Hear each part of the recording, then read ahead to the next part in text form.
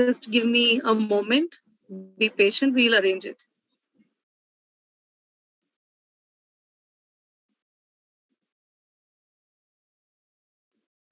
अच्छा, बहुत लोगों को सर को देखना है तो सर इकोनॉमिक्स के लिए खुद लाइव सेशन लेंगे और इस एक्सपीरियंस से मुझे पता चल गया है that you need 24 hours prior permission for hosting YouTube live.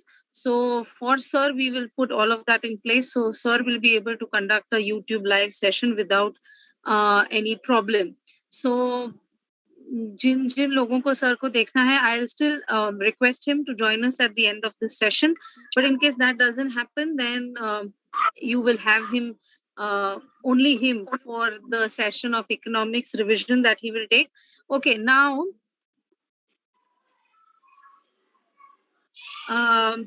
we will have only 40 minutes, so let's just begin. Divyam has already shared the link. So only the people who are not able to join this meeting, ask them to join that meeting.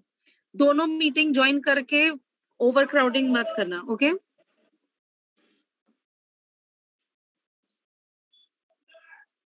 अच्छा, ये good morning किसका हुआ है अभी जो good morning message भेज रहे हैं? Okay, I hope now everybody has joined the meeting. We'll begin. Very quickly, the screen is very familiar to you, I think. Yes, of communication.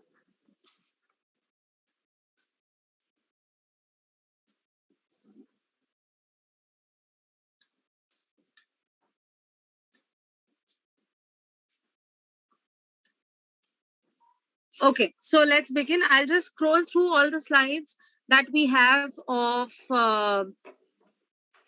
first lesson so that you can just revise with me the topic of chapter number 1, that is communication. First, tell me, how prepared do you think you all are about BCR? Yes, tell me. How confident are you? अरे ऐसे कैसे 10%? अभी तो you have to be 90% prepared. Yes.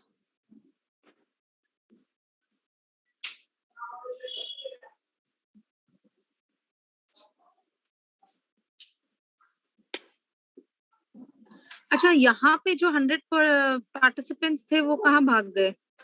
दूसरी meeting में?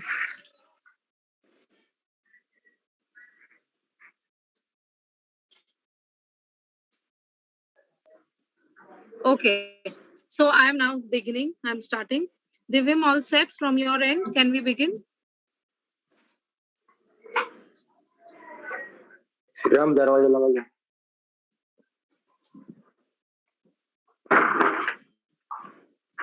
Okay, this session is live on YouTube. Okay, great. That's amazing.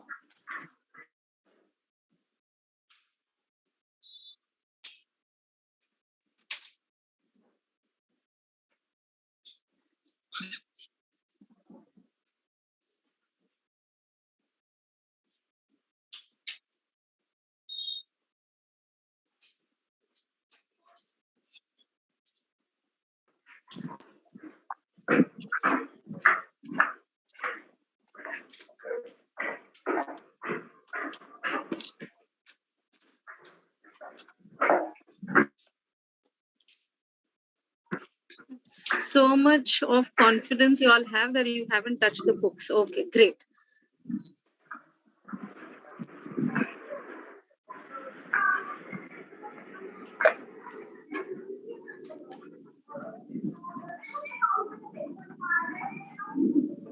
Okay, so starting with the first chapter. What is communication, guys? Tell me.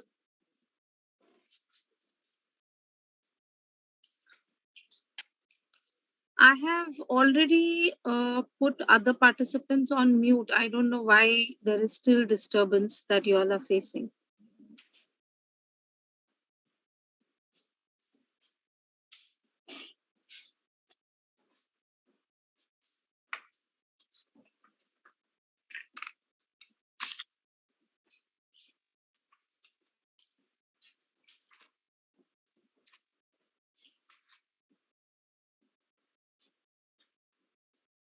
Okay, people in the waiting room can unmute. Is it so?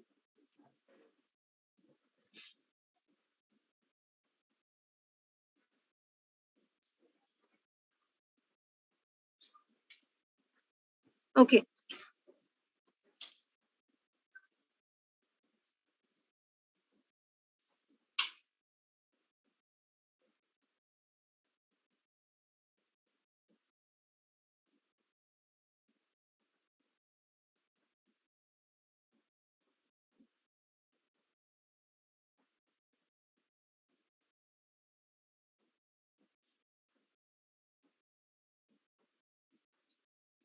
Okay, Khushi Sangvi, please mute your mic.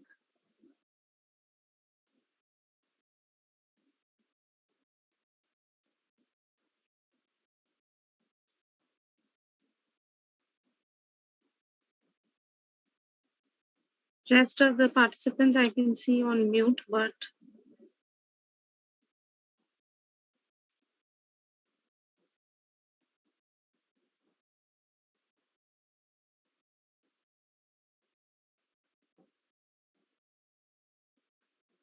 okay, done.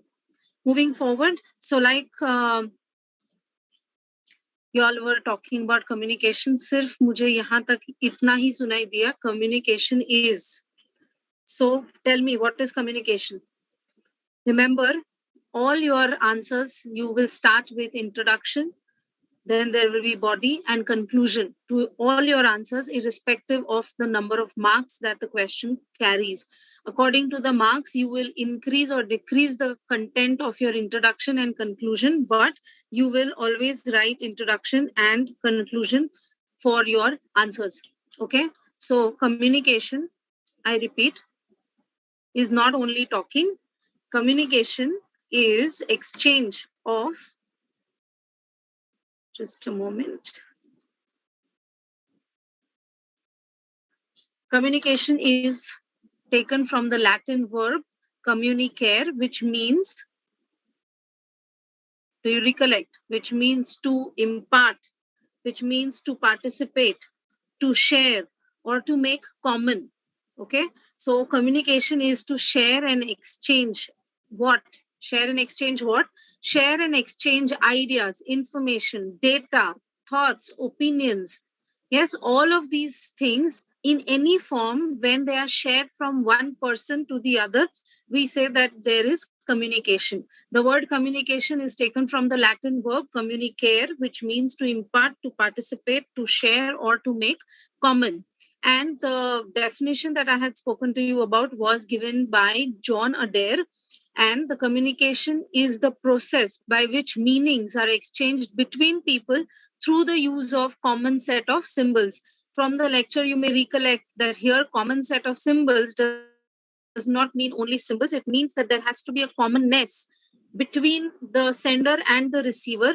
Like, for example, just now I'm talking to you, then I'm talking in English. So the common language of communication is English. So what I'm saying, you are understanding because you are also aware, you're fluent in this language. So here the common set of symbol for me as the sender and you as the receiver is the language of English. Okay, moving forward to the next slide. Anytime that you feel that you want me to explain something further or again, please message immediately so that I will repeat the explanation. Then we move forward to the ingredients of communication. Communication is a process because there are a series of actions or steps that you need to take in order to achieve a particular end. So meanings have to be exchanged. If I have said something and it means a particular thing, whereas you have heard it but you have interpreted with a different meaning, then we are not going to say that that communication cycle is complete. We are not going to say that it is successful because the meaning that I had in mind is not same as what you have in mind, and that is why there have to be same meanings exchanged between the sender and the receiver.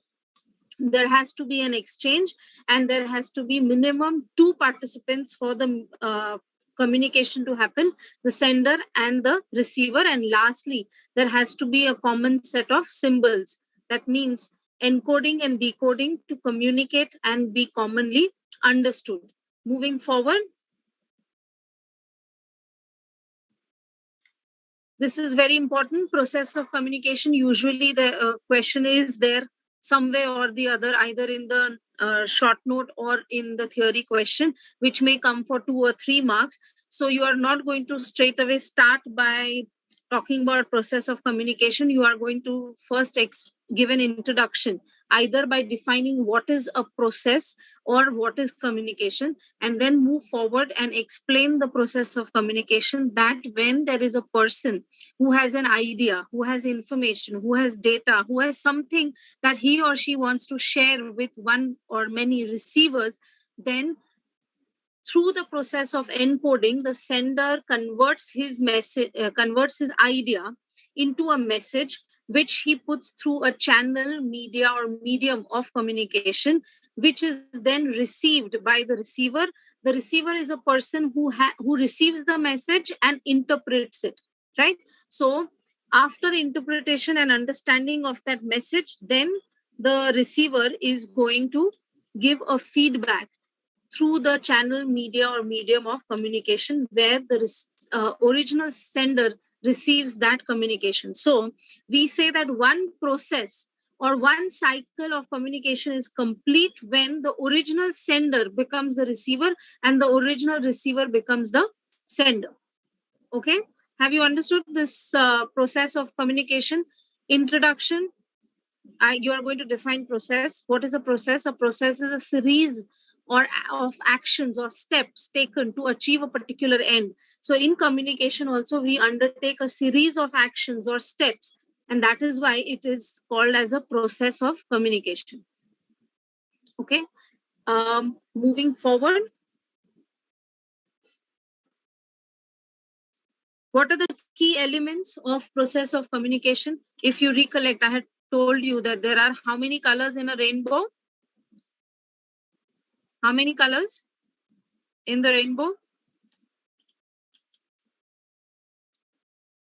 7. So there are 7 elements in the process of communication which act as key elements.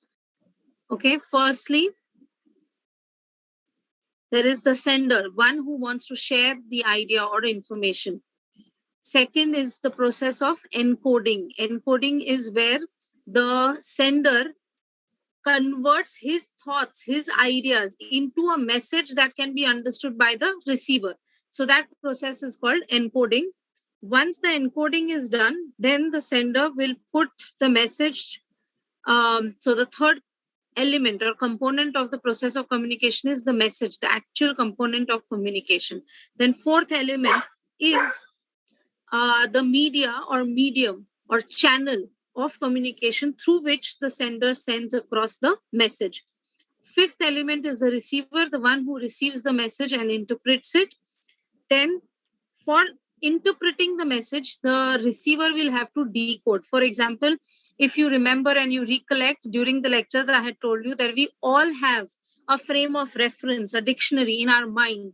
So what we see, what we hear, we so the eyes, the ears send signals to our brain. The brain refers to the dictionary and we extract meaning out of it and then understand it. So interpreting what is being heard or said, that is nothing but decoding, the process of decoding. If it is correctly decoded, then the receiver is going to understand what the sender is trying to say. Moving forward, the seventh and the final element is that of feedback. That is the reaction or response by the receiver who now becomes the sender. Okay, so these are the 7 elements of the process of communication. Moving forward, the process, if you have to describe the process of communication as an in the introduction or as a conclusion of any answer, remember that the process of communication is dynamic. That means that it is ever changing, it constantly changes.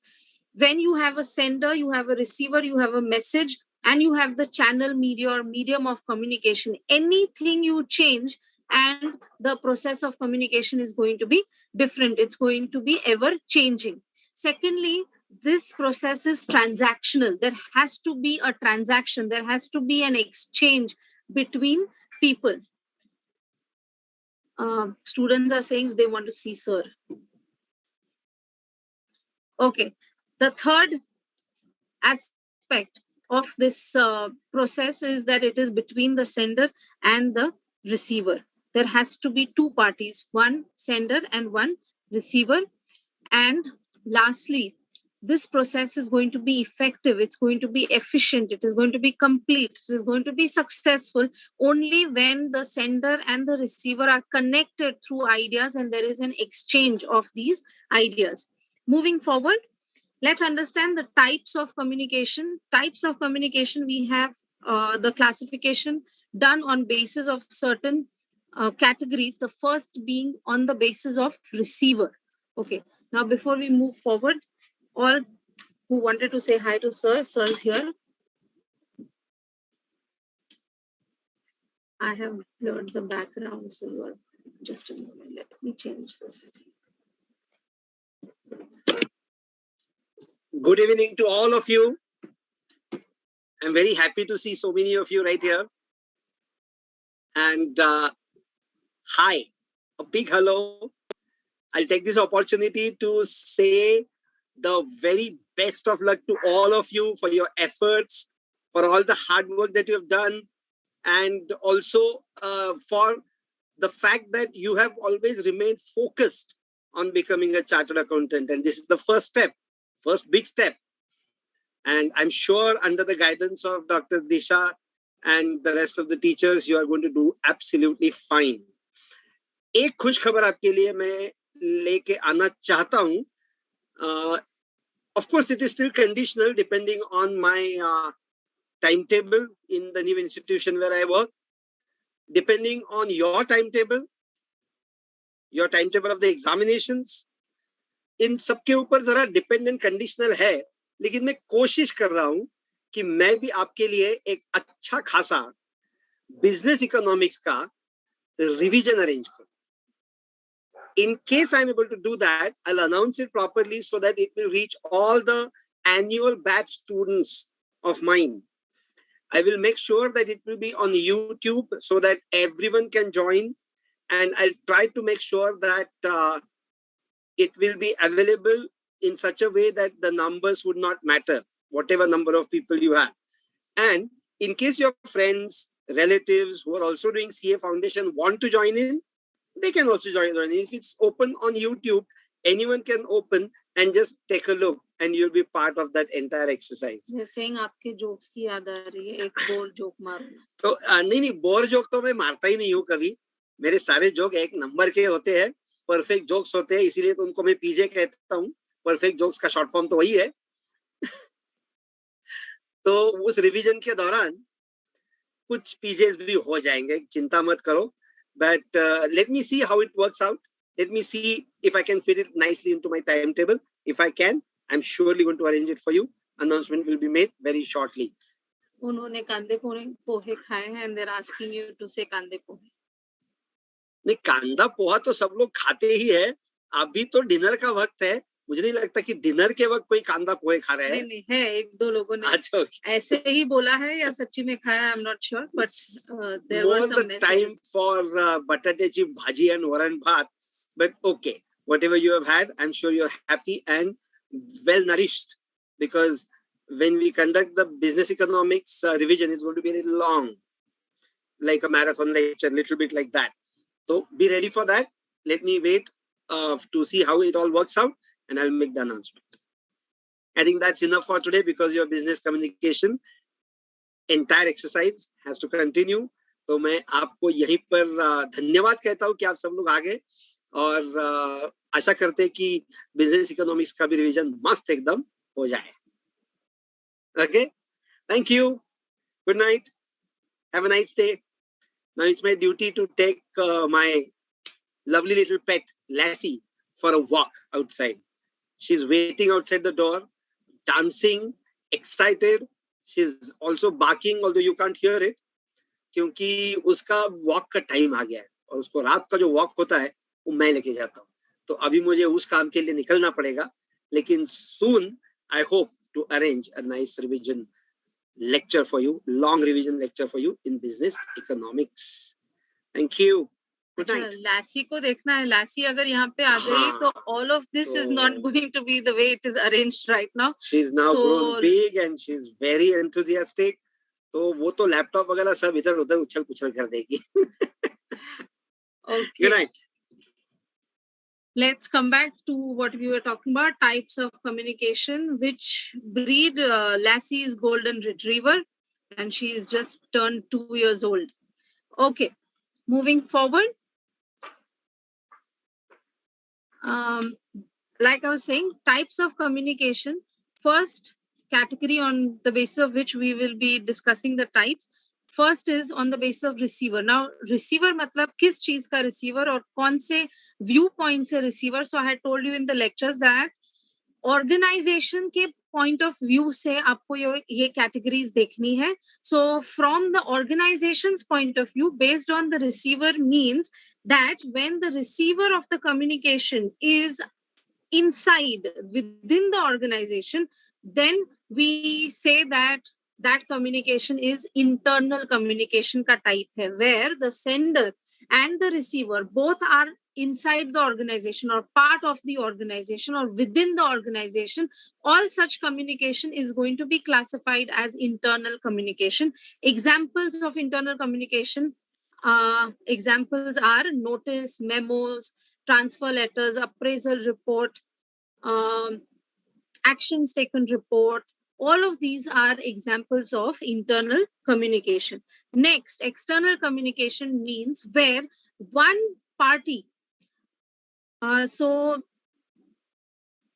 this meeting is going to end in 10 minutes. So when it ends, don't worry, I'm going to start again. So you all rejoin this meeting, and same for the other meeting if possible. Okay, so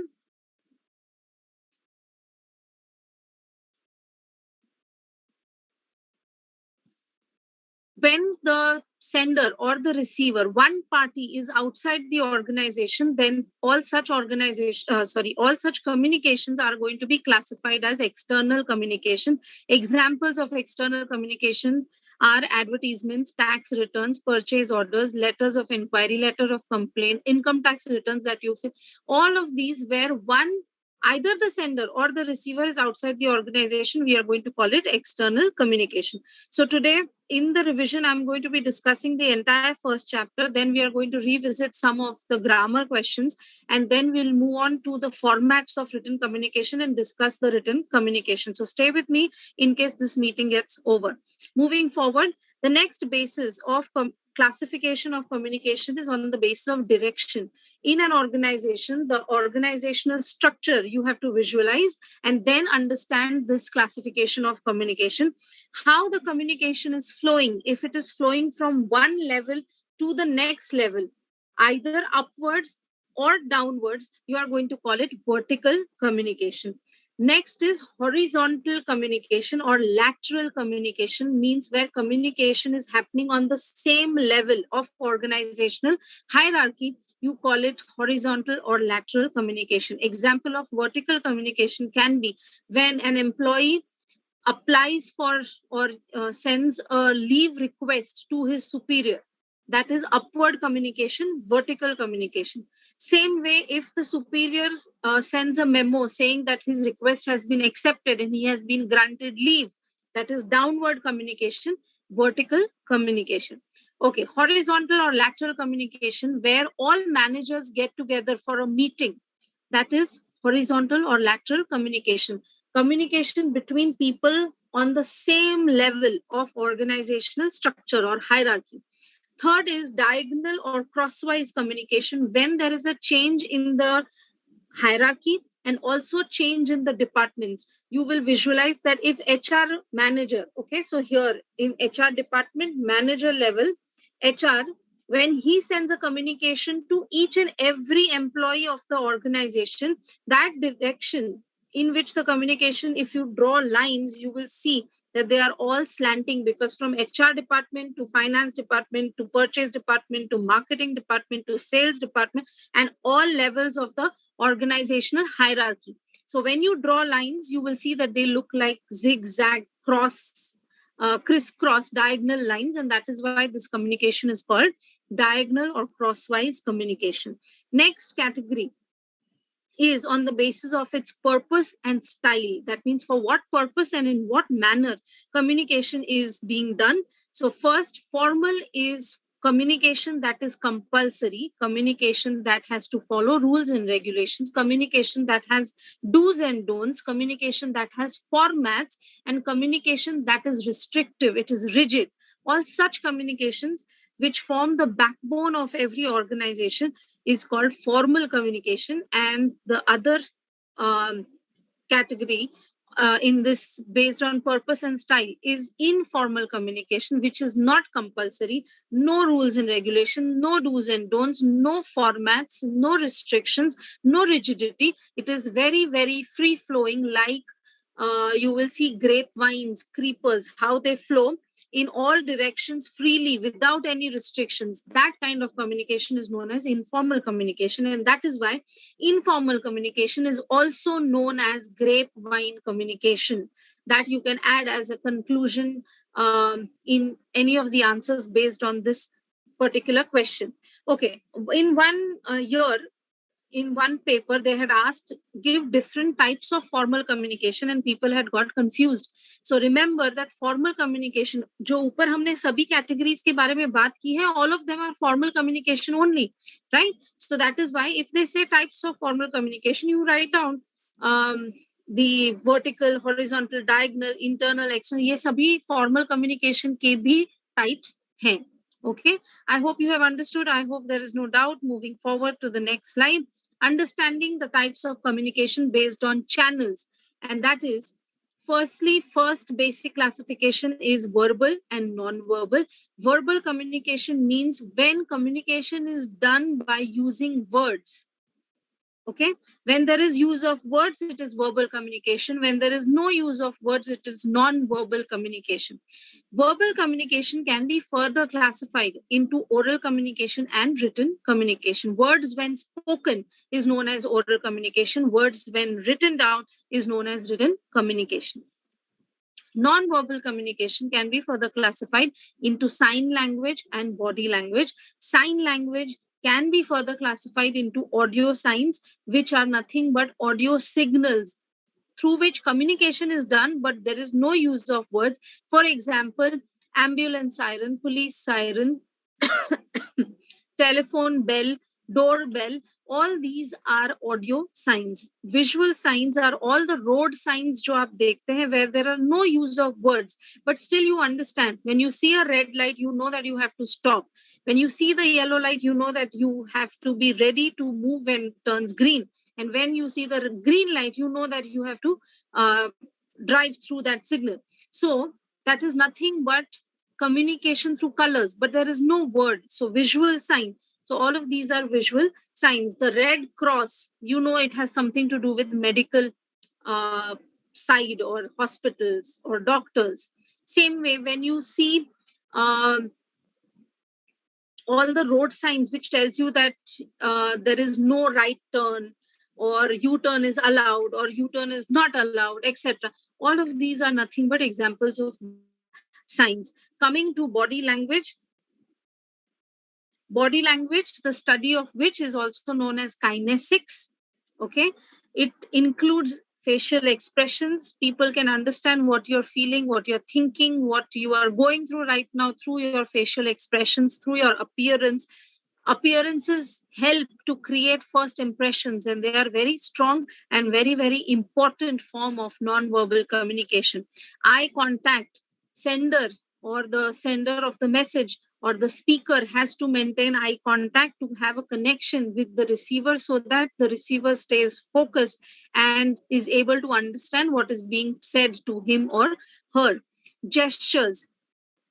If you keep on making a lot of gestures, it's going to be a distraction for your viewer or observer or receiver. So gestures should be balanced. If you don't make any gestures, you will look unnatural, you will look robotic. So the speaker, the sender has to see to it that there are measured, judicial use of gestures. And body and posture, it's very important that a person maintains good posture. It is for not only communication reasons, but also for health reasons, that one must maintain the right posture while sitting, standing, walking, presenting, etc.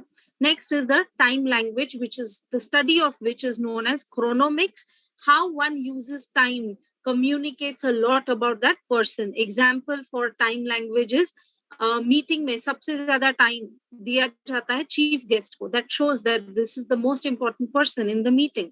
Same way proxemics, that is the study of how space is used to communicate. How one uses space communicates a lot about the person, the situation, the organization. On an office floor, you will see that the best office is given to the highest ranking person or designation on that floor. So through that space usage, they tell us who is important on that floor.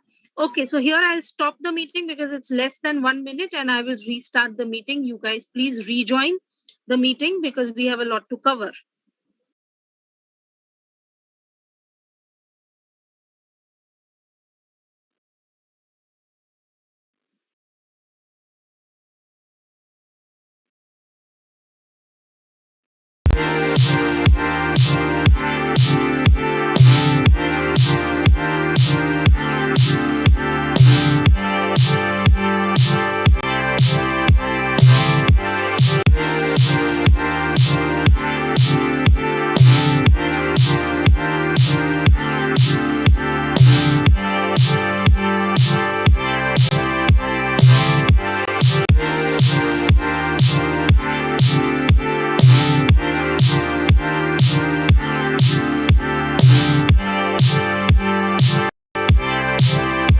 This meeting is being recorded.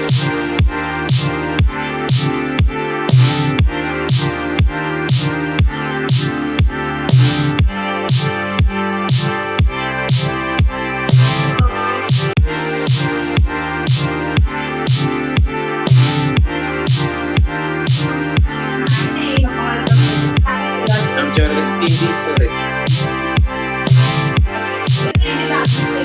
Supervision 3 sir आहेत. सोपं होतं. नाही, चांगले गेला paper म्हणजे दरवेळेस पेक्षा.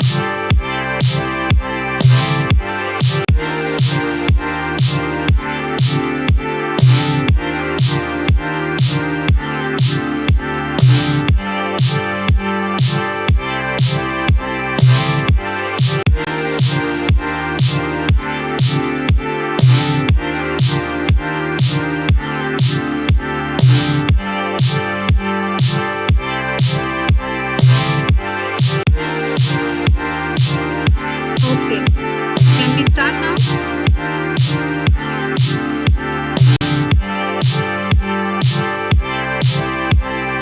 Okay, great. Thank you, Disha. Okay, so as I was saying, we have spoken about space language. Moving forward, haptics, that is how one communicates through touch. That study is known, the study of which is known as haptics. Then we have sign language, which we have already spoken about, audio and video signs or visual signs, and others, that is aesthetics. How one communicates through different mediums of color, layout of furniture, design of the furniture. So I told you, I had given you the example of government offices and private offices and the difference that you see in their paint, in the upkeep of the office, in the furniture, in the layout. All of that makes you feel welcome or unwelcome, right? So that is communicating something to you as the receiver of that communication. The company puts in time, effort, and money to make the clients feel welcome in their organization. So all of that is also communication in the form of color, in the form of design, in the form of office layout, comfort of the furniture, the waiting lounge, etc. All of that. Yes, any difficulty till now? Anything that you have not understood?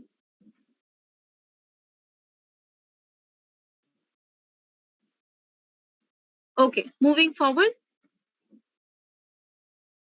Other part of body language, which includes which is included in the non-verbal communication, and that is para language. I had explained to you that para means like and language here. So when we put together both of these words, it means that it is like language, but not language itself, because it's not making use of words.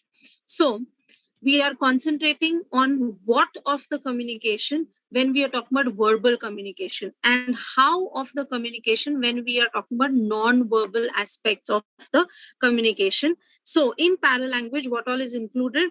The pitch, that is how low, how high, very shrill. So a person who is speaking has to see to it that the pitch is in balance, which is not making the listeners feel uncomfortable or uneasy listening to them. The speed, I had given you the example in the class by speaking very fast or very slow to make you realize that the speed matters a lot. The comfortable speed for you yourself as the sender to think before speaking and allow the receiver to listen to what you're saying, go back, interpret, and understand from their frame of reference. So the speed should be just enough comfortable for yourself as the sender and also for the receiver. Then the pauses, each pause that you take or don't take sometimes makes or breaks your communication. Sometimes it makes it effective, or sometimes it renders it ineffective. So that is why you have to see to it that you pause at the right place for emphasis, you pause at the right moment to give yourself a breather, you pause at the right moment for allowing the receiver to resume, refresh, rejuvenate, and come back to what you were talking to them. Next is the non-fluencies. We have discussed this in class. Non-fluencies are words that are used involuntarily or unintentionally just to fill gaps that are created by your mind to think about what to say next. So in those gaps, mindlessly fills it with words which, if you remove from that conversation, does not change the conversation, and if you add it also, it doesn't change much of the conversation, but people use it out of habit, and such words are not a problem otherwise. But if you use too many non-fluency, like many celebrities also, you will see in their interviews that they keep using their non-fluencies, and you feel like, what do you want to कहना क्या चाह रहे हो भाई? That is what the question comes to your mind, because they keep using non-fluencies. Like the word like, you will see many people like each of their sentences starts with like. So as the speaker, you have to take care that your non-fluencies are not too much. Non-fluencies are going to be there, but you have to see to it that you keep it bare minimum. Next, after that is the volume. Very loud volume, and people are going to get disturbed. They'll feel uncomfortable. They will not be happy to listen to you for a larger period of time or a longer period of time.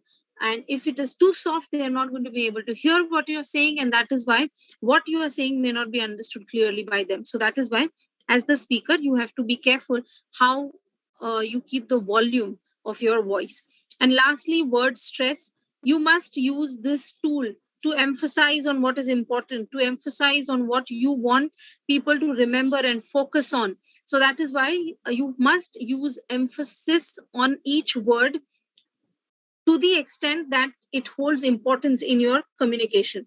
So I had given the example of he writes good business letter, and every time that you shift the emphasis on the word, the meaning of that sentence slightly keeps on changing.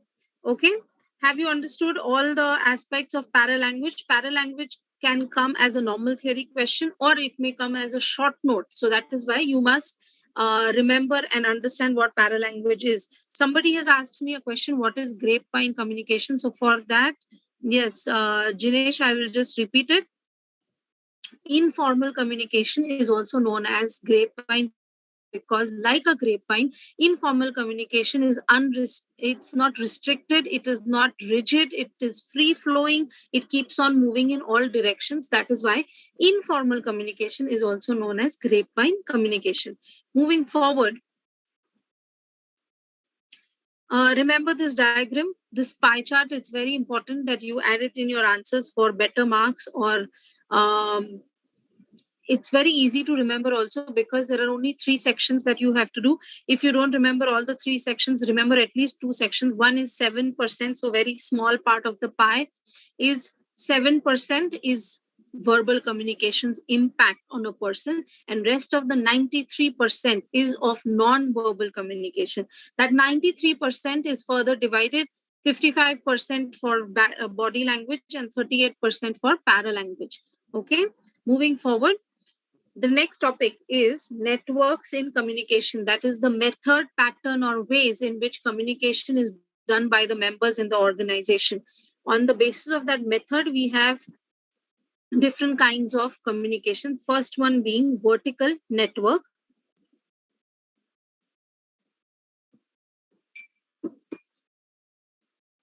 Vertical network is when there is formal communication between 2 levels in the organizational hierarchy. So between a superior and a subordinate, when there is give and take, when there is exchange of communication, which is upwards as well as downwards, you are going to call that network as vertical network of communication. In this answer, do draw the diagram to show how the communication is flowing. Next is circuit network. Communication जो diagram है process of communication का, that is also an example of circuit network. Circuit network is when 2 people communicate with a feedback. When there is a closed circuit, then you call that sort of network as communication circuit network, where the original sender becomes the receiver and original receiver becomes the sender. Once circuit is complete, and that you can call as circuit network of communication. Third is the chain network. You have seen chains, right? One after the other, the chains are locked into each other. Same way, when communication flows from one level to the next, and after that to the lower levels of the organizational hierarchy, you call it chain network.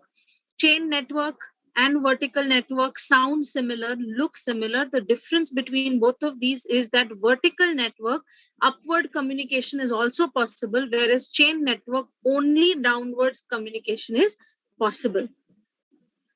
Fourth network of communication is wheel and spoke network, where you have one single authority who communicates to all the other members of that team. And so single authority is allowed to communicate, but rest of the members are not allowed to communicate among themselves in a formal manner. Okay, informally they may chat, they may communicate. That's not what we are talking about here. Formally, only the single controlling authority is to communicate, and they are also supposed to communicate back only to the authority. Now, why is this known as wheel and spoke network? This network is known as wheel and spoke network. You can write this information in conclusion for this answer for wheel and spoke and also for star network, and that is when you diagrammatically represent this form of communication or network of communication, it looks like a wheel with spokes, and that is why it is known as wheel and spokes network. That brings us to the last network of networks of communication, and that is the star network. Here, there is no hierarchy. All people are considered equal. All of them have access to formally communicate with every other member of the team. Such network is known as star network of communication. Such network is found in laboratories, research organizations, where all of them are specialists or experts in their own field, and they contribute, and they all are working synergetically to give a group result, where there are no senior, no subordinate, no hierarchy. All of them are equal, and all of them have equal access to communicate formally with every other member in that group. That network is known as star network. Again, Why is it called star network? Because when you diagrammatically present this network, it forms a star, and that is why it is known as star network of communication. Moving forward, barriers to communication. What is a barrier? Any answer on this topic, you are going to introduce what are barriers and what is communication. So any problem, any issue, any hurdle, any obstacle, any impediment that does not allow communication to be successful between the sender and the receiver, you are going to classify it as barriers to communication. First of them being noise. Due to noise, when the sender or receiver cannot hear each other and communication is not successful, you classify it as noise barrier. When there is no planning, there are going to be many glitches, there are going to be many problems that does not allow communication to be successful. So that is why that problem, that barrier is classified as lack of planning. When you have wrong assumptions, when the sender or the receiver make wrong assumptions that lead to break in communication, gap in communication, no communication at all, misinterpretation, um, all of these situations, when they arise out of wrong assumptions made by the receiver or the sender, you are going to classify it as wrong assumptions. Then you have semantic barriers. Semantics problem means where the meaning exchanged between the sender and the receiver is different. Okay, I had given you the example of hair, HAIR hair, HARE hair, FAIR fair, FARE fair, right? So when I'm speaking and we are not in the same place, I may say it with one meaning in mind and you may interpret it with a different meaning in mind, then there is going to be a break in communication, unsuccessful communication, ineffective communication, and that is because of semantic barrier. Next is cultural barriers. Whenever there is a barrier arising out of the culture of the sender or the receiver or the place that they are in or the situation that they are in, then you are going to classify it as cultural barriers. Socio-psychological barriers is when the society as a whole have certain do's and don'ts, certain rules and regulations, certain laws, and because of which communication is not successful, then we classify it as socio-psychological barrier. Next is selective perceptions. All of us have selective perceptions about people, about situations, about happenings, etc. When that stops or that causes any kind of difficulty in the communication process, then you classify it as selective perceptions barrier. Next is filtering. When communication passes through different people or different levels of organizational hierarchy, chances of that communication being modified, being twisted, something being added, something being removed, where the communication is not in its original uh, manner, then you are going to see that there is going to be a gap or misunderstanding or absence of communication. Then that barrier is going to be classified as filtering barrier. Then is technological barrier. Any barrier arising out of technology being used for communication, you are going to call it technological barrier. Poor listening, when the receiver of the communication is not focused, is not paying attention, because of which he's not listening actively, then you say that the communication will not be successful because he or she will not remember, not recollect, not understand correctly what the sender is speaking to them. So that will act as a barrier of poor listening. Next is goal conflicts. Whenever conflicts happen between people due to different goals, there are chances that they may not want to speak to each other, they may not want to communicate with each other. This is because of their goals at conflict. I had given you the example of HR manager and the finance manager, where the HR manager is saying for employees, increasing to increase the motivation of the employees, to make them more bonded, more belonged towards the organization, let's arrange a team picnic or a team dinner. But the finance people say that we don't have the budget for the same thing, and those managers keep on arguing, and the communication is not going to be successful. It's because of goal conflicts. Next is offensive style of communication. Whenever communication is done in a manner which offends the receiver, it's not going to be received well, and it's not going to be effective, it's not going to be successful. All such instances you are going to classify as barrier of communication because of offensive style of communication. आज अभी जो आपको हो रहा है, that is information overload. Too much of information in a short period of time when happens and the receiver are not able to understand, interpret, or retain that information, then information overload barrier. Next is loss by transmission. When the sender transmits the message and in that period of transit or transmission, the message is lost, message is distorted, message is modified. In any such scenario, then the communication is not going to be successful because of the barrier of loss by transmission. Next is poor retention. When the receiver is not actively listening, when the receiver is not focusing, then the receiver is not going to understand and therefore not retain that information, and that will act as a barrier, and that barrier is going to be classified as poor retention. Then we have what is known as emotional barriers.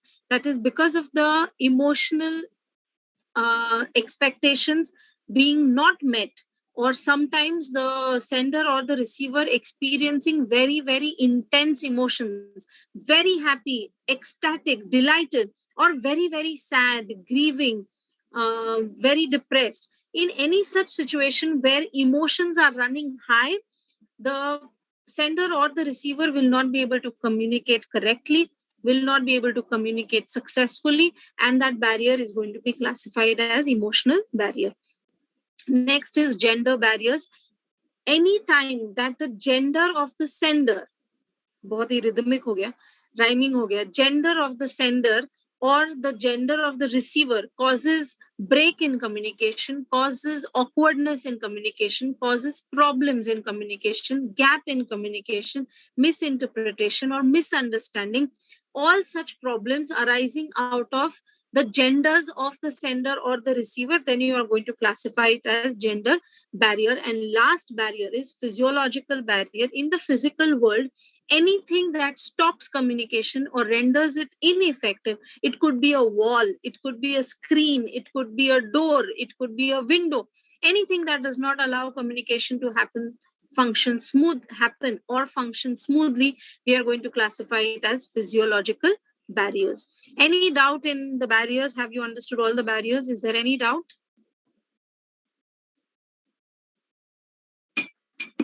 Yes? No doubts? May I move forward? Next topic is essentials of effective communication. Yes, noise can be a physical barrier. Yes, Vedant. Okay, how many points to write? ये मैंने बताया है class में. I'll just repeat it again. If the question is for 2 marks, make sure that you write 3 to 4 points. That means 3 to 4 barriers. If the question is for 3 marks, make sure you write 4-5 barriers. If the question is for 5 marks, make sure you write 6 to 7 barriers. And conclusion में you can write down other barriers of communication are, and जो आपने ऊपर explain नहीं किए हैं, वो आप नीचे 3-4 barriers लिख सकते हैं. Right? Okay, may I move forward? Selective perception. Okay, whenever, see, as a society, as individuals, as groups, as communities, all of us have selective perceptions where we feel हम लोग के पास प्री कंसीव्ड नोशंस होते हैं, generalisations होते हैं, जैसे कि people coming from one area are very hard working, और people coming from one particular area very intelligent, और people coming from one particular area very creative. ये जो भी है वो सिलेक्टिव परसेप्शंस है. Okay, and if that causes problem in communication, then you are going to classify that problem due to the barrier of selective perceptions of either the sender or the receiver, right? Moving forward, essentials of effective communication. Here, when you try to eliminate barriers, you are nothing but talking about essentials of effective communication. Here comes into play the 7 C's of communication. Do you recollect the 7 C's of communication? क्या आपको याद है? कौन से थे 7 C's? So 7 C's of communication are clear, complete, concise, concrete, coherent, courteous, and correct. That means the communication has to be clear. There has to be no ambiguity, no confusion in the minds of the sender or the receiver. The communication has to be complete, because incomplete communication gives rise to wrong assumptions, gives rise to misinterpretation, misunderstanding. So that is why you have to ensure, the sender has to ensure that the communication is complete. Concise meaning to the point. Only what is required when you communicate in the shortest manner possible. That means your communication is concise. It is necessary because in today's day and age, not many people have time. So that is why you have to see to it that your communication is concise. Next is concrete. Concrete communication means communication which can be backed by empirical data, empirical evidence, hard facts. When your communication is that communication that when they cross check, when they verify, you should be able to prove what you're saying through proof, hard copies of whatever you are saying. So if you're saying that you are the topper of your class, you should have a certificate saying that you were the topper of the class. Okay, so concrete communication. Then coherent communication. That means that communication which is planned, which is thought out, and which has a systematic logical flow to it, where there is a beginning, where there is a middle, there is a ending, conclusion. That sort of communication is known as coherent communication. When coherence is not there in communication, then it is haphazard, it is chaotic, it is messy, and it is difficult to understand by the receiver. Then we say in communication that courtesy begets courtesy. When you extend courtesy to the receiver of your communication, even they will extend that courtesy to you, and they will not be offensive. So courtesy means communication which is not having, or which is free from any offensive communication, any derogatory remarks, any abuses, anything that puts the receiver in a bad light. Okay. And lastly, correct communication. Whenever you formally communicate, you communicate only if you know that 100% what you are communicating is correct. Only then you will communicate. Rest of the essentials of effective communication are common set of symbols. Of course, there has to be a commonness between the sender and the receiver. Otherwise, the receiver is not going to understand what the sender is saying. And then other way around, whenever the receiver starts to communicate, the sender will not understand. So there has to be common set of symbols. You must listen to understand. Usually we listen to argue, we listen to reply. So to make your communication effective, you must listen to understand, because it is very rightly advised that first understand, then be understood. If you don't understand, you will not be correctly communicating, and therefore you will not be correctly understood by other people. So you must listen to understand. You must give your 100% focus and attention to the communication at hand. So it is the duty of the sender as well as the receiver to give 100% focus and attention to the communication for it to be effective. Emotional awareness and control. You must see to it that informal communication, not informal. In formal communication, you must take care that it should be free from all the emotional baggage, all the emotional drama. Your emotions should not spill over into your formal communication. Your formal communication should be free from anything to do with your emotions. So as a sender and the receiver, you must see to it that you are aware of your emotions, you can manage your emotions, and you can control your emotions in a way that they do not spill over in your communication. Next is proper use of body language. You must understand the importance and impact of body language that you have in the minds of the receiver, and therefore you must utilize your body language, your non-verbal cues in such a way that they don't cause confusion in the minds of the receiver. That means in words I'm saying, yeah, I'm fine, everything is okay, and you can see my eyes welling up, you can see I'm worrying, you can see I'm sad. Then what happens? You are going to be confused that do you believe what I'm saying, or do you believe what you are seeing? And that is why there has to be in tune. The verbal and non-verbal communication has to be in tune with each other. Otherwise, there will be a break in communication.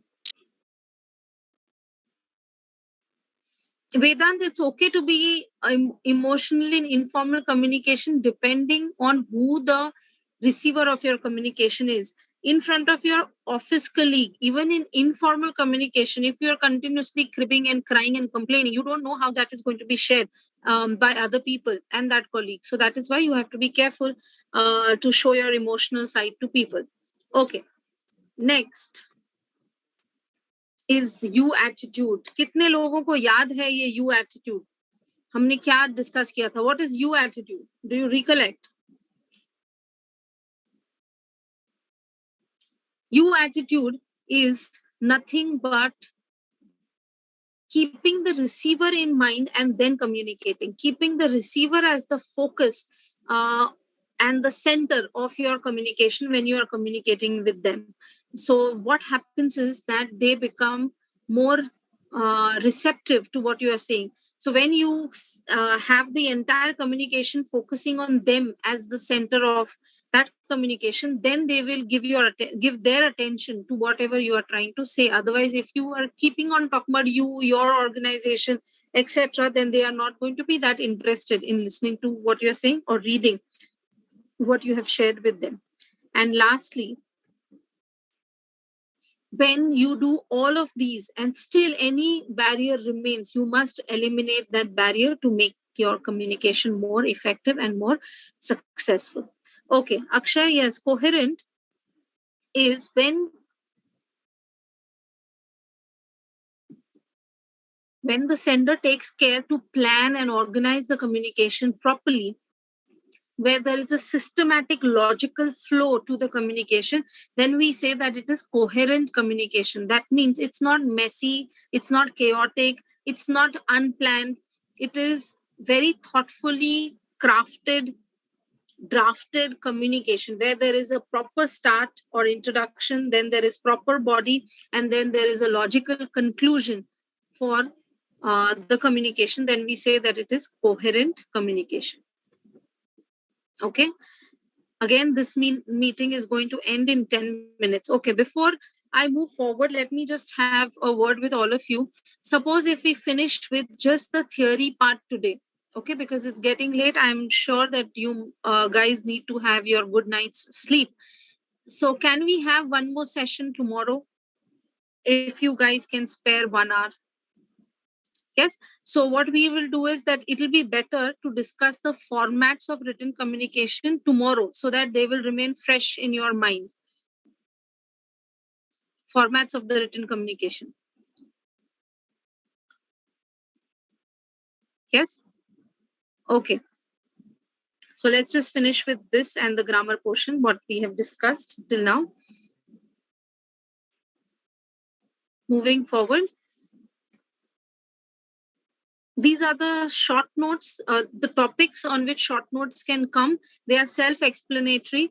So you can take a screenshot if you want of the screen. If you have not understood or if anybody has a doubt, you can ask me.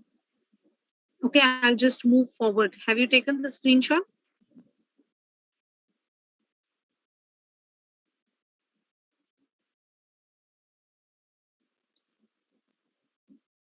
Okay, moving forward to the next topic.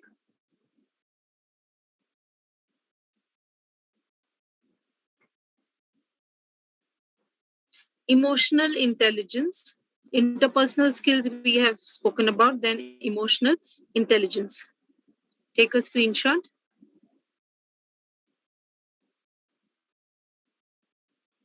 Done?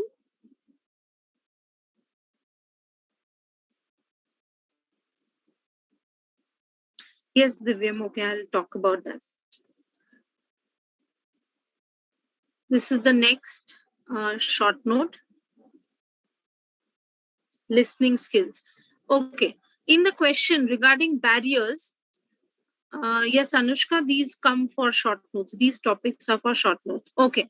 On the topic of barriers, there can be questions like mention 3 barriers which happen at the on the sender's side, or barriers that happen on the receiver's side, or barriers that the receiver has to be careful about, or barriers that the sender has to be careful about. So if from the list of the barriers, see which barriers to take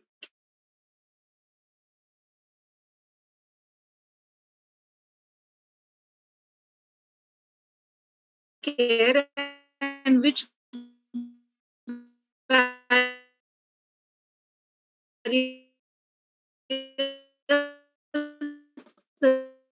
receiver has to take care. For example, if at the receiver's end, if we emotion barriers, right? Okay. Sentences classification tell you whether on the basis of function or on the basis of structure.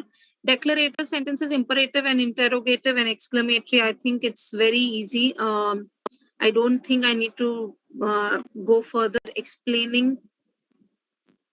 Declarative is sentences that declare something. Okay. Imperative sentences are sentences that issue an order, make a request, give a suggestion. All of these, when are in the sentence, form a part of the sentence, you are going to classify it as imperative sentence. All question mark sentences are going to be classified as interrogative sentences, and all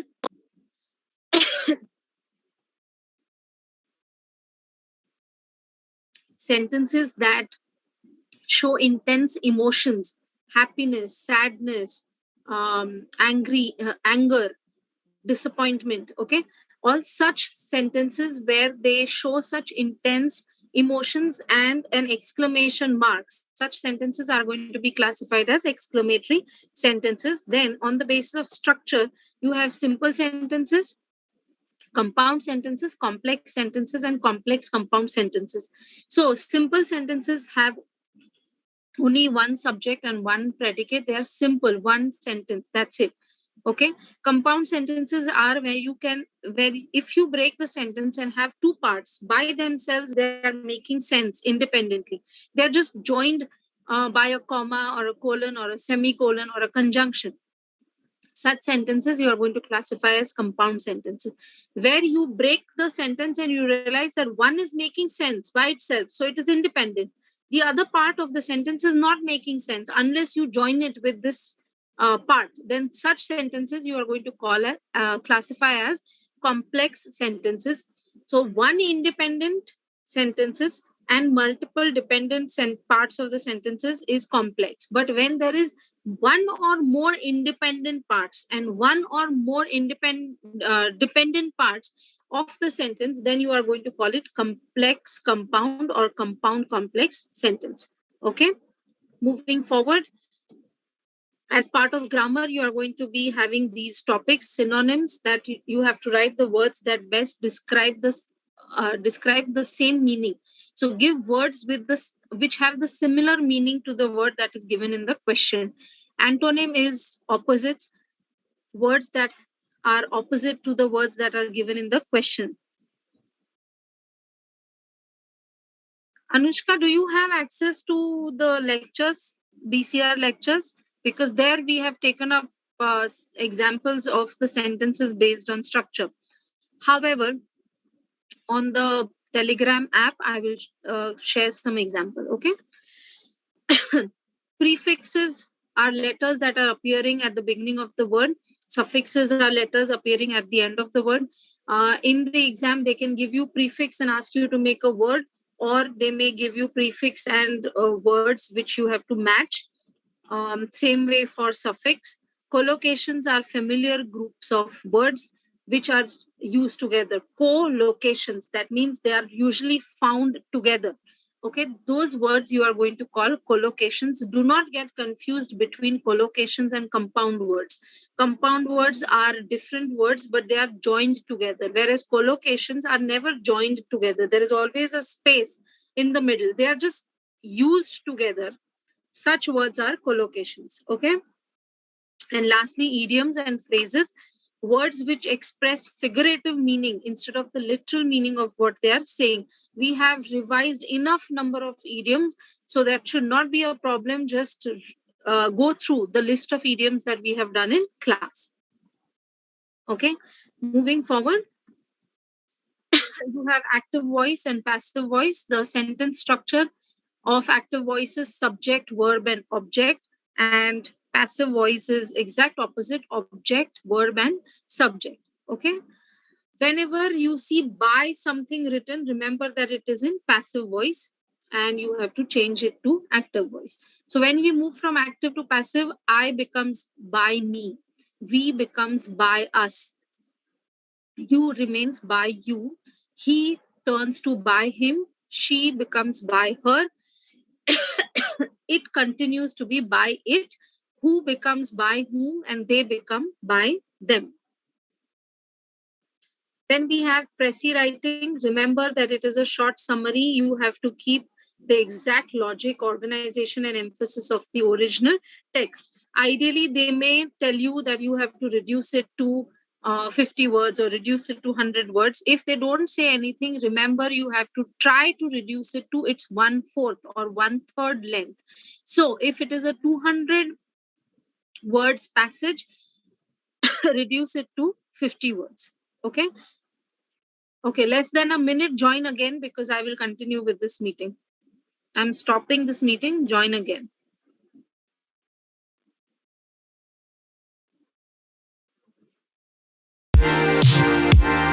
The recording has stopped.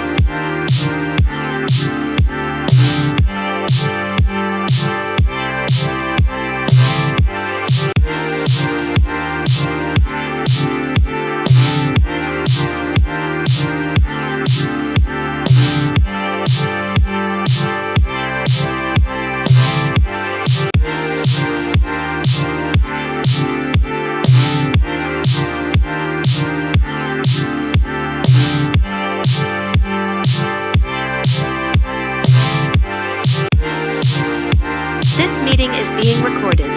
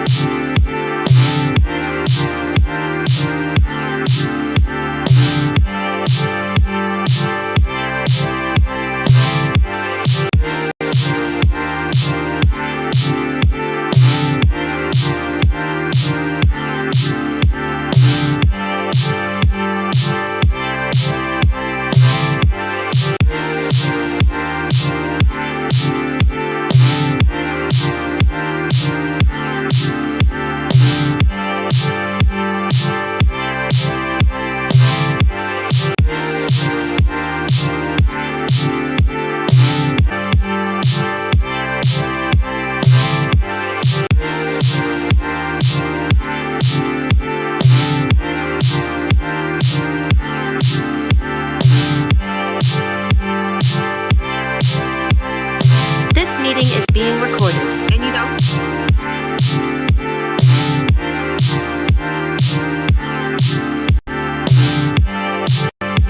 Moving forward.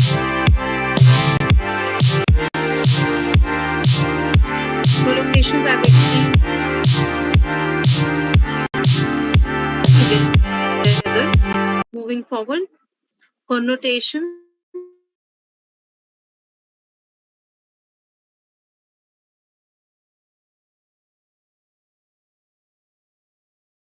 Slight or minor difference between Pressy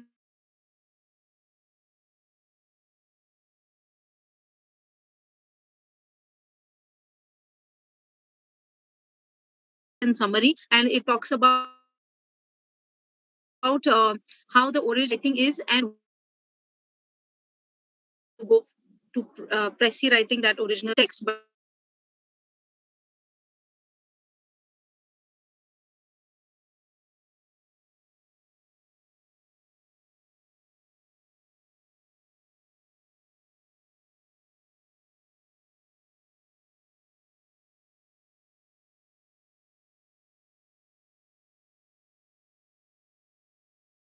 But for this exam, same material summary. Okay. connotation nurtured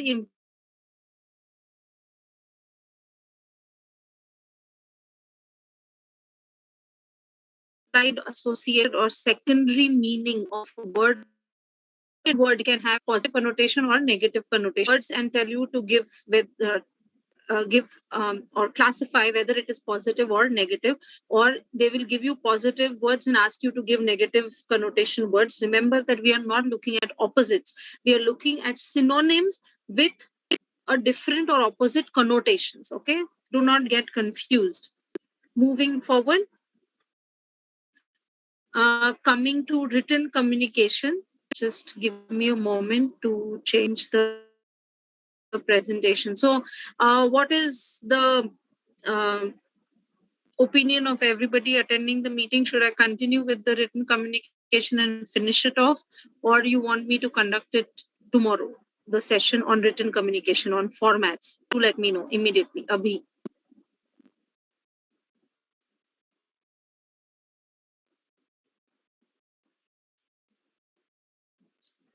Quite literally एक के बाद continue tomorrow continue tomorrow. Oh my god. So now what do I do?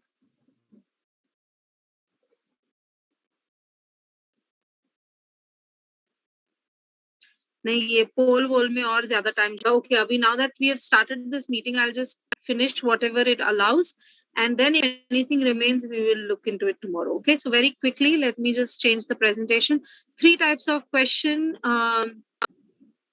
regarding connotation, Harsh, is one is where they will give you a word and tell you to write a word with a separate or opposite connotation. So if you have to understand whether this word has positive connotation or negative and write the opposite connotation word, or they may give you a set of 3 words and ask you to classify into positive, neutral, and negative, or they will give you the word and just ask you to write the connotation, whether it is positive or whether it is negative.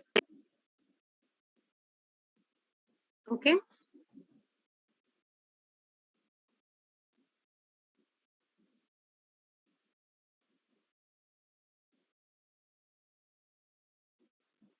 So coming to the written communication, first written communication is article writing.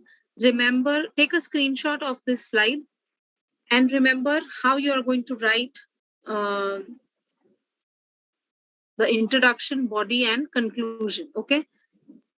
This is going to be the format in which you will write the article. So heading, then on the right hand side, you will have by and the author's name, and then at least 3 paragraphs or 4 paragraphs, first being introduction, next 1 or 2 being the body of the article, and last the conclusion. Whichever topic it is, start to introduce that topic. If it's a short form, try to give the full words or full meaning of that abbreviation, then move forward to explain what does it mean, who started it, where it started, why did it start, etc. That can be author name में क्या आएगा, ABC, MNO, anything, fictitious name. Okay. And then body, you can write advantages, disadvantages. You can talk about the process of it, how it started to gain importance, or you can talk about solutions if it is a problem, and then you have to conclude. My only advice is do not take sides. In this exam, for this article writing communication skill question, I would advise that you end it neutrally, because you don't know what are the views and opinions of the examiner. So whichever topic it is, you should end it neutrally. Next, after that is the formal letter. So first comes the sender's address, then leave a line, date, leave a line, name and designation of the receiver, then the name of the company, then the address of the company, then leave a line, salutation. After salutation, leave a line, subject. After that, leave a line, then 3 paragraphs of the letter, introduction, body, conclusion. After that, leave a line, complimentary close, that is yours faithfully, yours sincerely, etc. Then signature. Do not forget the signature. So it should be complimentary clause, signature, name, and designation. If you are writing as a student, there is not going to be any designation. If you make a box, Jinesh, it will look more um, neat and tidy. So I would advise that written communication, if you have the time, you can draw a box and write the written communication in that box.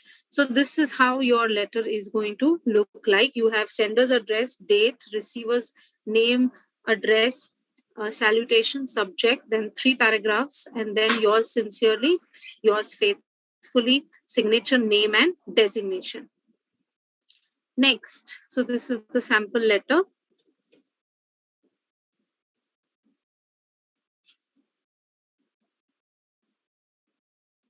Moving forward. Next, communication is the organizational communications. So first one being notice. When a meeting is to be convened, a notice has to be sent 21 days before the actual date of the meeting. So this is how your notice will look. So all organizational communications, remember, have name of the company, registered address, and name of the communication, and then the format, then the communication starts. So all these have this common start: name of the organization, address of the organization, and name of the communication. So this is how a notice will look. Yes, may I move forward? Any doubt regarding notice?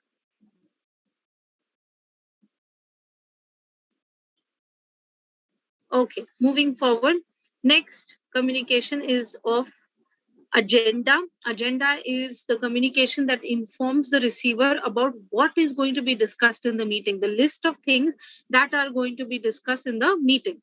There are two formats, tabular and the linear format. So tabular format is where the agenda items are placed in a table format. Rest everything remains the same in both the types of agenda format. So you have the name of the organization, address of the organization, name of the communication, meeting information. यहाँ तक दोनों ही format में, tabular and linear, everything remains same. Then in tabular format, you are going to put that information in the table format like you are seeing on the screen. उसके बाद, after that, it's going to be recorded by the secretary usually and the date.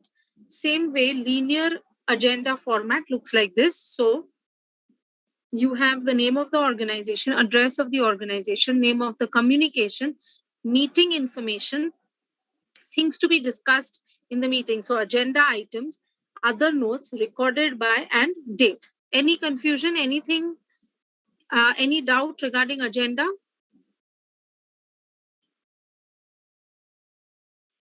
No, Mahi, there is no preferred format of agenda. Any format you can write down. In the exam, in the question, they may give you a specified format. Then you have to follow that particular format. If no specified format is mentioned, you have the liberty and freedom to choose your own for preferred format of the two formats that you see on the screen. Okay, now moving forward, after agenda, the next written communication is minutes of the meeting. Minutes of the meeting is nothing but an detailed account of what happened in the meeting. So you have name of the organization, address of the organization, minutes of the meeting, that is the name of the communication. After that, meetings ke details. What kind of a meeting it was, when was it held, where was it held, at what time, who were present, then 4 to 5 things what has happened. First is usually reading of the notice of the meeting, and last is usually vote of thanks. So that ये तो fix है सब, सिर्फ जो blank से वही आपको भरना है according to what they give you in the question. After that, place, date, and 2 signatories, one of the secretary and one of the chairman. Okay, moving forward. Any doubt in the minutes of the meeting? Okay, after minutes is done, then you have the next communication, and that is actions taken report. Again, this one you have name of the organization, address of the organization, name of the communication, date on the left hand side, meeting details, and at least 3 to 4 or 5 things of actions that could have been taken place after the meeting happened. Vedant, usually when actions have to be taken, for such meetings, ATRs are necessary. But आपके लिए, if they ask you in the question to write the ATR, then you have to write the ATR. Okay. Any two signatories, यहाँ पे मैंने sales or marketing डाला है और business development डाला है. Not necessary you have to write that. Depending upon what the meeting is and who had to take the action, head of that department should be the signatory. Okay. Moving forward. Next written communication is the inter-office memo. Here again, you have name of the organization, address of the organization, name of the communication, that is inter-office memo, and you have to, from, and reference number, then the subject, and then very briefly whatever the memo is all about.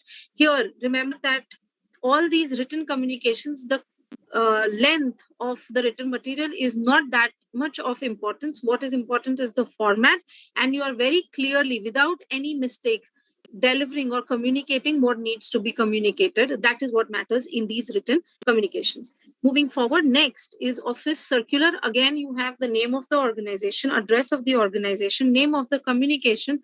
Left hand side, you have the circular number. Right hand side, you have the date. Then you have the subject in the center, subject of the circular. Then who, for whom is this circular written? You have the receiver's specifications. Then the content of that circular, and then lastly whoever is giving out the circular. So in this case I have written as manager, but depending on what they ask you in the question, you are going to write according to that. Any question, any doubt, any query regarding the written communications that we have spoken about till now? No? Okay, moving forward. Next, written communication is report writing. Mostly you will prefer the newspaper and magazines format because it's easy. It's just like article writing. Only thing is that the author's name is not on the right hand side. It is just under the heading in the center, and 3 paragraphs, introduction, body, and conclusion. And the second format is of official format 1, where you have to, from, date, subject, and then again 3 paragraphs, introduction, body, and conclusion. And if they ask you, then only write evaluation and suggestions. That is it. Okay.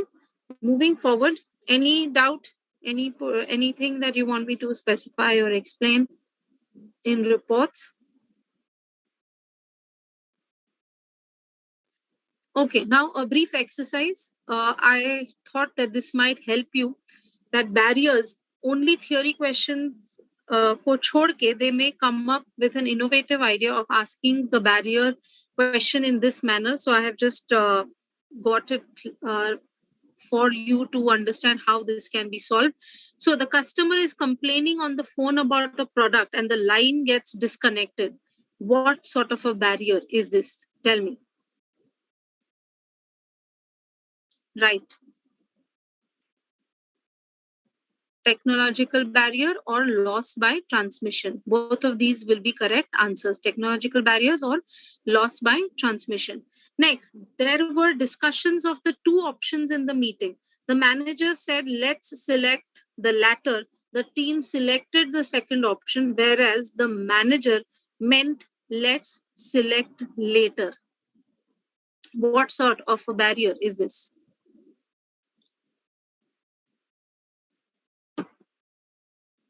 Very good. All of you are going to pass this exam with flying colors and score very high marks because your answer is correct. It is semantics barrier. It is semantics barrier. Okay. Next, people did not come to listen to the speech of a candidate standing for election as he or she was from the queer community. What sort of a barrier is this?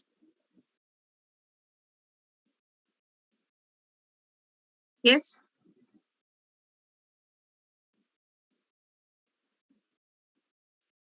Yes, it can be socio-psychological barrier or gender barrier. Socio-psychological barrier or gender barrier. Next, The angry employees refuse to attend a meeting for negotiations. This is going to be what barrier? Emotional barrier. Correct. Emotional barrier. Next, after that, student came to write the exam prepared for subject A when the exam was actually for subject B. What barrier is going to be? This one. Yes? Last वाला कौन सा barrier है? Okay, perception barrier or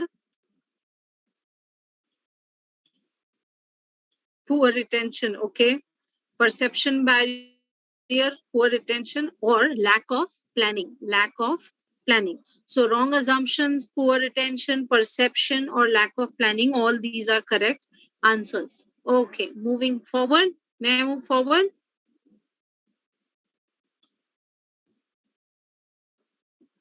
Idioms and phrases, remember all of them. Go through the list of all the idioms and phrases that we have done in class. So go through the printed notes and go through the lectures, idioms and phrases that we have done. I just got you some to just brush up your memories, what are idioms and phrases and what you have to do. So जो भी लोगों को वो lectures के pictures याद हैं, don't worry, pictures are not coming for the exam. They will give the idiom or the phrase and ask you to give the meaning. Easier version of this question is when they will give you the idiom and phrases and they'll give you 4 options and you have to choose the correct option out of the 4 options that are given to you.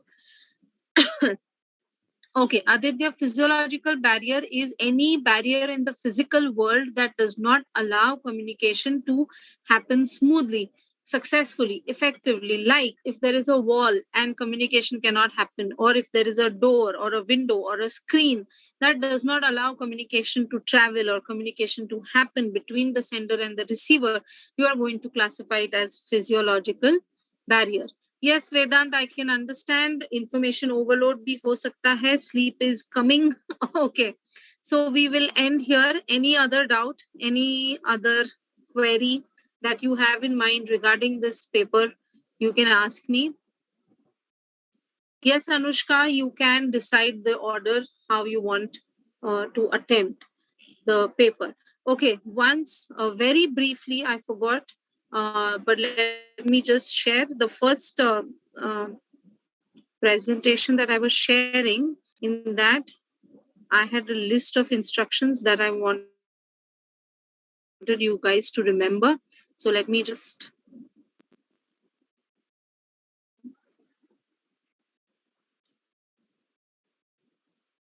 sorry, I'm taking a little bit more of your time, but these instructions are very important for you to listen before the examination.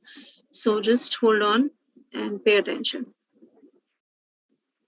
Okay, so very briefly, very quickly, let me just reiterate that you have to read the instructions at the top of the paper, and also per question, whatever instruction is given, please give yourself enough time to patiently read the instructions, because sometimes when you don't read the instructions, you may miss some important instructions which may result into you missing out on questions or marks. So that is why read instructions at the start of the paper and also in the questions.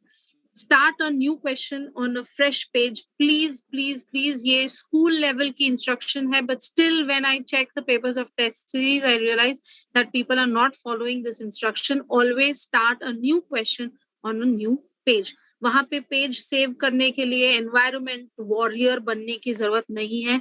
Start a new question on a new page. Number the questions correctly. You will say, ma'am, हम तो numbers ठीक से लिखते हैं. But remember, when I say number correctly, meaning, suppose if you're answering question number 2 and there are sub questions A, B, C, D.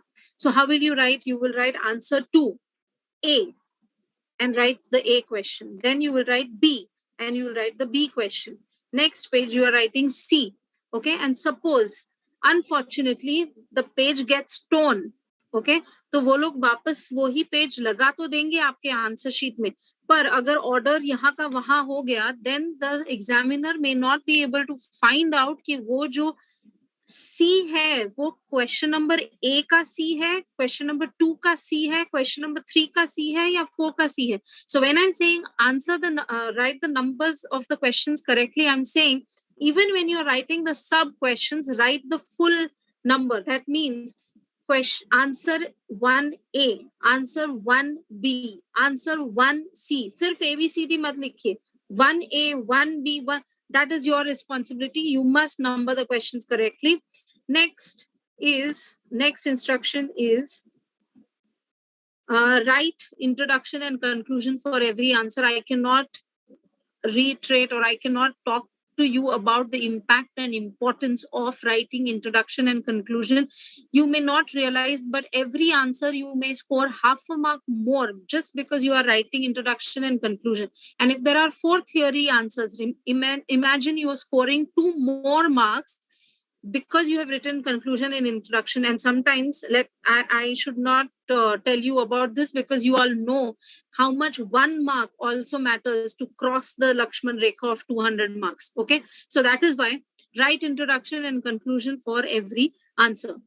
Follow the formats thoroughly. Do not take the formats lightly. Do look at all the formats and then go for the examination. Check the spellings and grammar. If there is 1 or 2 spelling mistakes or grammatical error, it should not matter. But if every question, every answer, every sentence you're making spelling errors, then it will result into a bad impression in the minds of the examiner. Resume जब लिखते हो, आपने जो by heart किया हुआ resume है वो वैसा का वैसा लिखने की जरूरत नहीं है. आप लिख सकते हो वैसे, but please first check what are the details that are given in the question. Accordingly, modify the information and write the resume. अगर उन्होंने experienced candidates दिखाया है, and if you don't bring that experience, you don't show in the resume, so there will be a problem. So that is why resume के contents जो heads हैं वो याद रखिए, and then this fill the details or information depending upon what details are given in the questions. Do not use short forms like info or because. Standardized जो short forms है वो आप लिख सकते हो. Otherwise, do not write short forms because it can be misunderstood or misinterpreted. And do not break questions. You can change the order of the question, meaning that you can talk about, you can answer question 2 first, question 3 first, question 4 first, and then move on to question number 1. वो ठीक है, but don't break question, meaning question number 2 का A और B आपने solve किया, question number 3 पे चले गए, question number 4 भी आंसर कर दिया और फिर आपने question number 2 के C और D options लिखे. Don't do that. If you are changing the order of the questions, that's correct, that's allowed, you can do it. But sub questions answer all of them together. मतलब question 2 पूरा का पूरा एक साथ ही होना चाहिए. It cannot be after some other questions. Okay. And lastly, pay attention to handwriting and presentation because your first page, your handwriting, your presentation definitely makes some sort of an impression in the mind of the examiner, and that is crucial in them giving you marks. They are not sitting there to give you marks. You are writing the paper to grab as many marks as possible from the examiner because you are the sender of the communication. So it is your duty, your responsibility to see to it that you score as many marks as possible. Do not give them a chance to cut any marks. Second, and the last instruction is that this paper does not have any negative marking. So do not leave any question blank.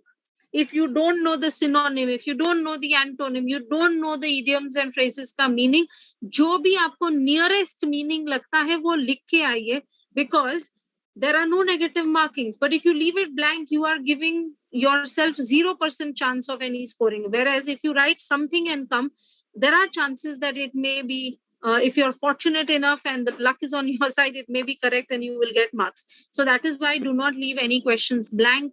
Attempt all questions, and I wish you all the best. And I'm very, very sure that you are going to do very well. See to it that your answer paper looks like the right picture and not the left picture.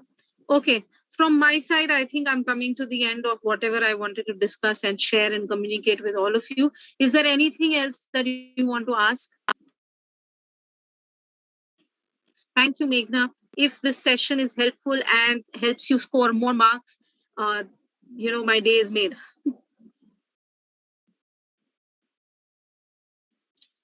कल class नहीं होगी unless you all want a specific topic and you all really want to speak to me or have a session. I can arrange it. I'm not having any problem. Yes. Okay. Yes, I hope that this session helped you, and very, very glad that all of you came in huge numbers to attend this session. Divyam, special thanks to you for arranging the logistics of all of this that I was having difficulty with. Shlok, yes, a good question.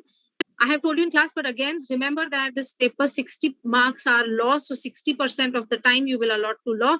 This BCR paper is 40 marks, so 40% of your time should be allotted to BCR.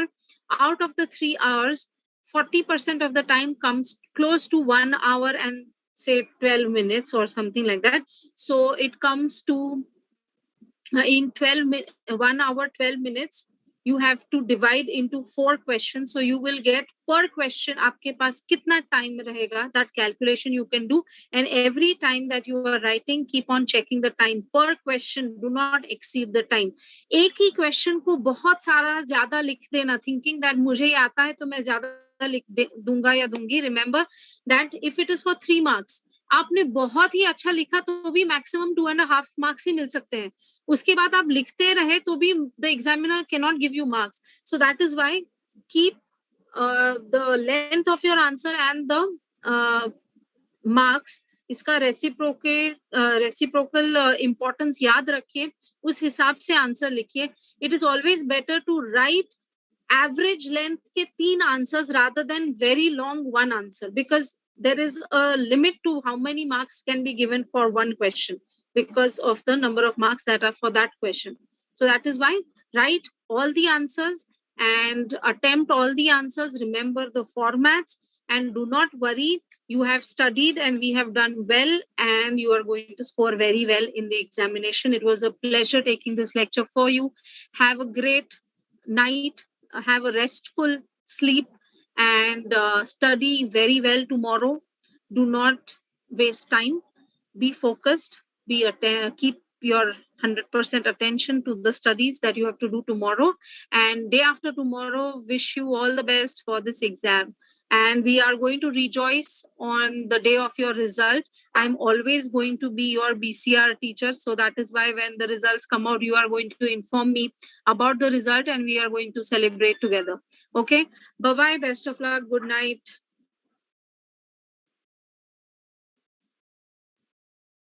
All of you are welcome.